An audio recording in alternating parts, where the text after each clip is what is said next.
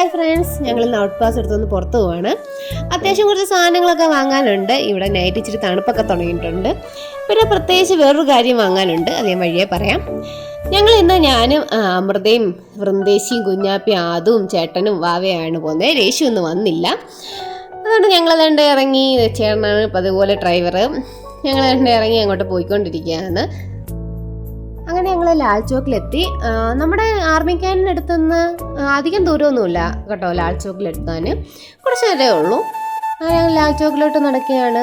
അത്യാവശ്യം നല്ല വെയിലൊക്കെ ഉണ്ടായിരുന്നു. രാത്രിയിലാണ് ഇവിടെ പൊതുവെ തണുപ്പ് വരുന്നത്. അങ്ങനെ ഞങ്ങൾ നേരെ നടന്ന് ലാൽ ചോക്കിലോട്ട് വിട്ടുപിടിച്ചു. ഞാൻ നേരത്തെ ഒരു കാര്യം പറഞ്ഞില്ലേ, മെയിനായിട്ടൊരു കാര്യം ഉണ്ട്. നമുക്ക് നേരത്തെ പണി തന്ന മിക്സി അത് റെഡിയാക്കി കിട്ടിയിട്ടുണ്ട് കേട്ടോ. സർവീസ് സെൻറ്ററിൽ നിന്ന് ശരിയാക്കി അത് നമ്മൾ വാങ്ങിച്ച കടയിൽ കൊടുത്തിട്ടുണ്ട്. അത് കഴിഞ്ഞ് ഞങ്ങൾ ലാൽ ചോക്കിൻ്റെ സൈഡിൽ കൂടെ നടന്നു. അത്യാവശ്യം തണുപ്പിൻ്റെ സാധനങ്ങളൊക്കെ വന്ന് തുടങ്ങിയിട്ടുണ്ട്. അത്യാവശ്യം റേറ്റും കുറവാണ് ഈ സമയത്തൊക്കെ ഇവിടെ വന്നാൽ.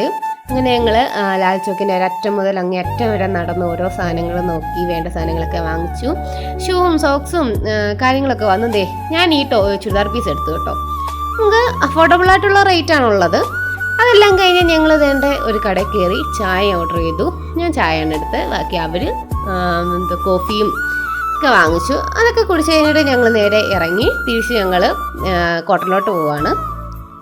അങ്ങനെ ഞങ്ങൾ കോട്ടൻ്റെ അടുത്ത് എത്താറായപ്പോഴത്തേക്കും ഞങ്ങൾ സ്ഥിരം വാങ്ങുന്ന കടയിൽ നിന്ന് പ്രത്യേകിച്ച് പാഴ്സൽ വാങ്ങണമെന്ന് പറയുന്നത് ബിരിയാണി. അങ്ങനെ പാഴ്സലൊക്കെ വാങ്ങിച്ചു. ഞങ്ങളും രാത്രിത്തേക്കുള്ള പാഴ്സലൊക്കെ വാങ്ങിച്ചു. അങ്ങനെ ഞങ്ങൾ തിരിച്ച് ഞങ്ങളുടെ ഗേറ്റ് കയറാൻ പോവാണ്. ഏകദേശം ഒരു ഈവനിങ് ഒക്കെ ആയപ്പോഴത്തേക്കും ഞങ്ങൾ ഞങ്ങളുടെ മെയിൻ എൻട്രി ഗേറ്റിൻ്റെ അടുത്തെത്തി.